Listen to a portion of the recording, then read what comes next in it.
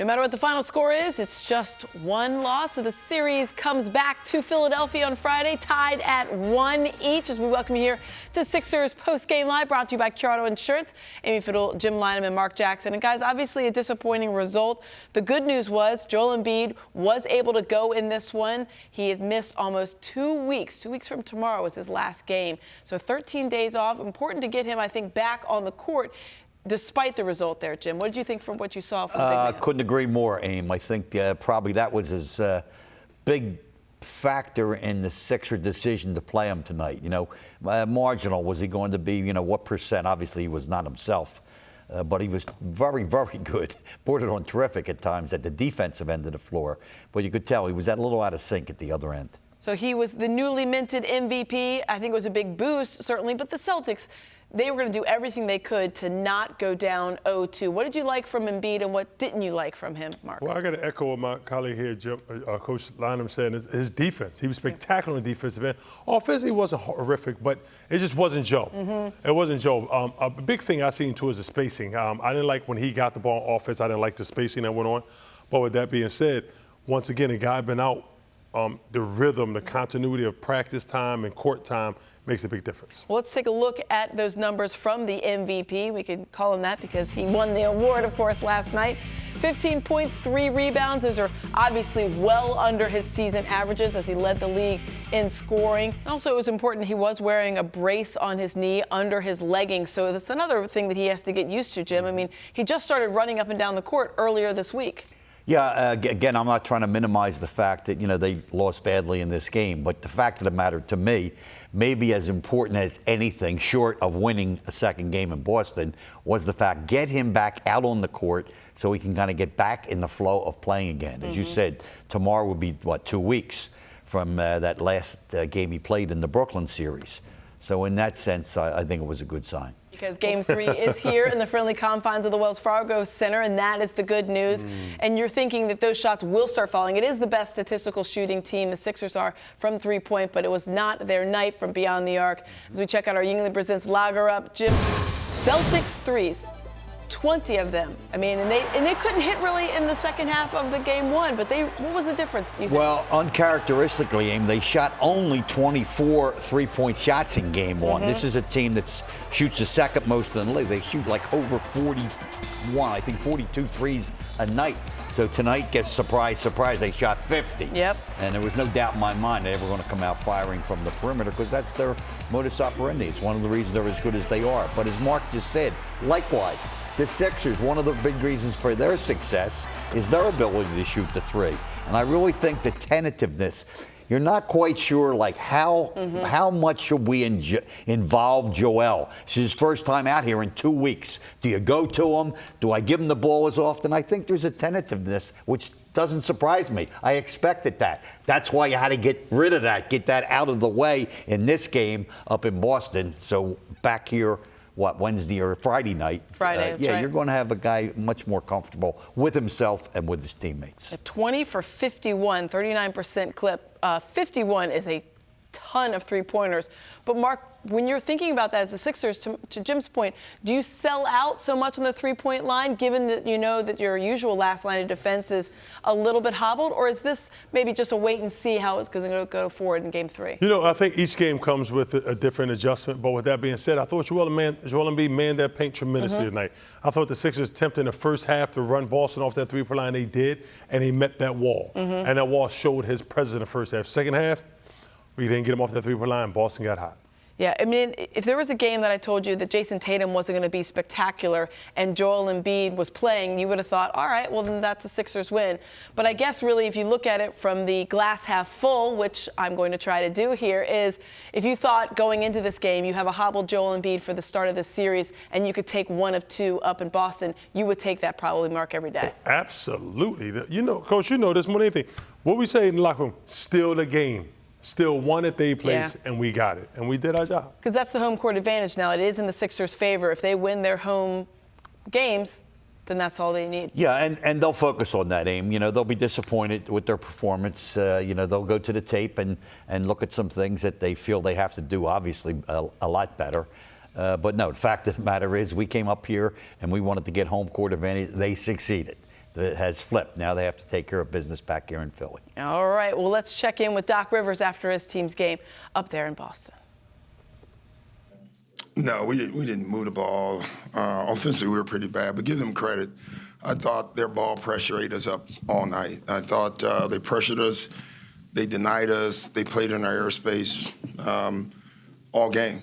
It's funny, we talked about it this morning, talked about it before the game, but you can talk about intensity and force all you want, but when you get on the court and it's actually being applied to you, you have to be able to handle it. We didn't handle it very well tonight. Well, we'll be better. How did your ball feel? Rusty. Early on, I thought he got a rhythm a couple of times, and I thought we were out of rhythm as well. But we expected that. We knew there was going to have to be some kind of growing pains, bringing them back. And, so I'm glad we got it out of the way today. Did you like how we were up? Yeah, I thought he moved fine. I thought he was, thought there were several times that he had matchups that he was looking to pass, especially early in the game. He was really trying to defer. We really don't want him to do that, but I get it, So, I'm not that concerned by it.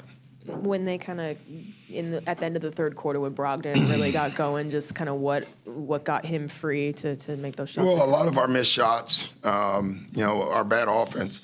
It's funny. They scored 121. They shot 47%. They got 51 threes up, shot 39%. I thought our offense was just the bigger problem tonight. They got to play in transition basically the whole game. That's what we try to do so we can get our offense going. So give them credit. From a confidence standpoint, does that reinvigorate Boston? And I know. I don't think. I mean, if they're not confident by now, then we're going to be fine the rest of the series. You know what I mean? Like, they went to the finals last year. If one loss shook their confidence, and I hope it did, then I feel pretty confident. So no, I don't think anybody, either team, goes in Game 3 with any lack of confidence. I think we have it, and so do they. I think that's how the series is going to be played.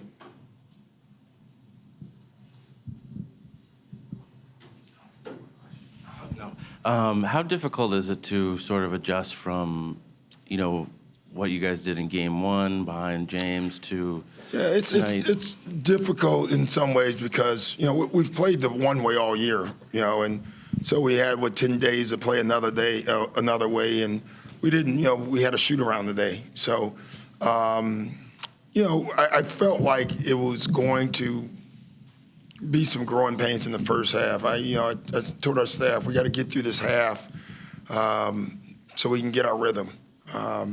Never really got a rhythm. I thought their pressure, more than the fact that Joel or different guys were on the floor, I thought their pressure took us out. And we honestly didn't pass the ball to each other a lot enough. Got to get Tyrese more involved. I didn't think we did that.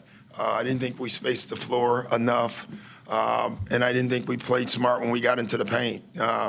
We challenged their shot blockers all night instead of making the next pass. So it'll be easy to see on film, and it'll be easy to fix. Jalen and Jason get a lot of the game. Yeah. Marcus? All of them. They're just, listen, they're a deep team. And you have to, you can't, Jalen and Jason are good every night. At least you account for that, right? But you also know, White, I don't know if he scored a lot, but he was huge for them with his effort, keeping the ball alive. He made plays. When I watch the tape, I think what I'm going to watch is our lack of movement, and then they made every play, every tough play that had to be made, every loose ball they got, every long rebound they got. So I think that's what we'll see.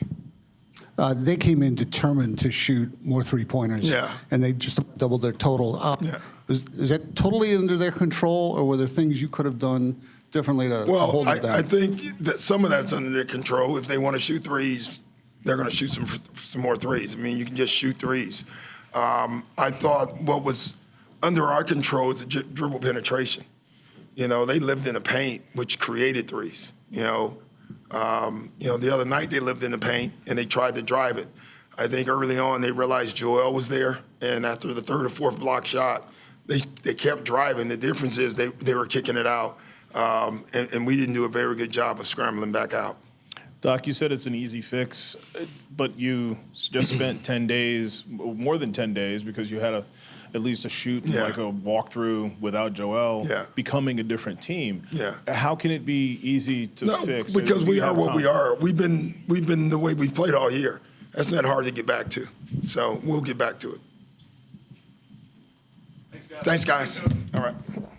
Confidence there from Doc about getting back to the game. It is just one game, and he was asked about, does this give, Boston more confidence? He's like, I think that they're fine on the confidence right now, but maybe it is shaking a little bit. But it's all back now here to this Game 3, and you heard Doc Rivers say it, Mark. He said, listen, the plan was to get Embiid back, get his legs under him, get his sea legs under him, so to speak, and therefore he can have maybe a better game, the hope is, for Game 3 instead of having this game, his first game back. Absolutely. 27 minutes in his first game back, I'll take that all day. Was he sharp? Absolutely not. But we expected that when you've been sitting out that amount of time and trying to recover from an injury. But with that being said, his presence on one end of the floor defensively was still spectacular. I don't want to let that go undermined and not viewed. His defensive presence on one end made Boston rethink how they wanted to attack. You go back to the first game video, Boston had highway to I-95 up there, right to the middle of the rim. But once that big fella got in there, it's like, yeah, let's think twice. So let's just take, and that's why people that really know the game understand Joel's value totally. It's not just an offensive end like other people in this league. His value on the defensive end, he's one of the best, if not the best defensive players on two-way players in the entire NBA. It's interesting, a couple of years ago, he talked about how he wanted to be named Defensive Player of the Year. Well, he got MVP. We'll see if that other one can get in his trophy case, along with maybe an Eastern champion trophy case and maybe an NBA trophy case. We'll have to see. Wonderful. We're here for it, though. Yeah, we are here for it.